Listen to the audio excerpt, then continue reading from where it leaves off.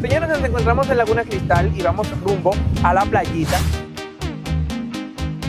¿Viene mucha gente a la zona? Sí. Más o menos un sábado, ¿cuánto es la cantidad de gente que ustedes manejan? ¿Y cómo ustedes manejan el tema del cuidado de esta zona para mantenerlo así, tan higiénico, tan natural? Observen para allá atrás, hay muchísimo bosque, tal vez silvestre. Nuestra recomendación es que cuando usted venga, compre todas las cosas que son necesarias para su protección, para su seguridad y lo más importante, que utilice cualquier mecanismo de seguridad que sea necesario para que proteja su vida ante cualquier cosa.